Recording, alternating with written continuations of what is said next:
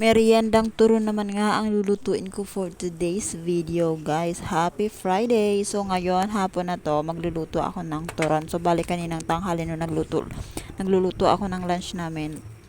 Binalatan ko na yung saging, tapos niraf ko na siya dito sa lumpia wrapper. Nasa 20 pieces yun. 15 lang sana dapat, pero 20 na yung binili ko kasi medyo madami-dami. Baka magustuhan ng mga bata itong aking gagawin na sweet turon. So ayan, nagprito na ako. Pinainit ko lang muna yung kawali. Minake sure ko na yung mantika is sobra doon sa saging naga na ilalagay ko sa kawali. So ayun, unang prito.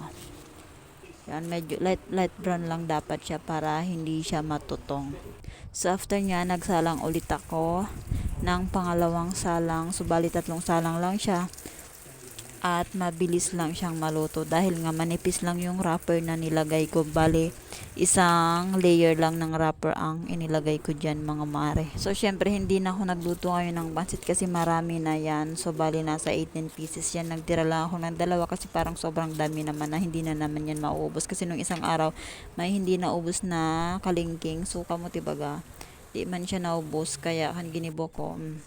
Di ko naman nalingwa na sa rep. So, tinapil ko na sana siya, kaya sayang. So, pagkatapos ko magprito, ayan, nagpainit na ako ng kawali. So, bali dating mainit na yung kawali nun kasi yan yung nilutuan ko nung turon nga. Dilagyan ko lang siya ng konting asukal. Tapos, nung natunaw na, syempre, hindi, mabilis lang matunaw ang asukal, kaya kailangan nating bantayan. So, nilagay ko na siyang toppings dito sa aking turon na niluluto. Oh, ang sarap, crispy. Tapos medyo matamis siya. Tapos saktong-sakto lang talaga yung saging niya.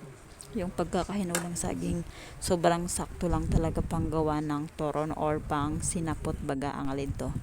So ayan, masarap ka rin pag may pansit, pero nga na wala munang pansit. So ayun lang, luto na ang aking turon. So ayun na for today's video. Bye! Thank you for watching and God bless.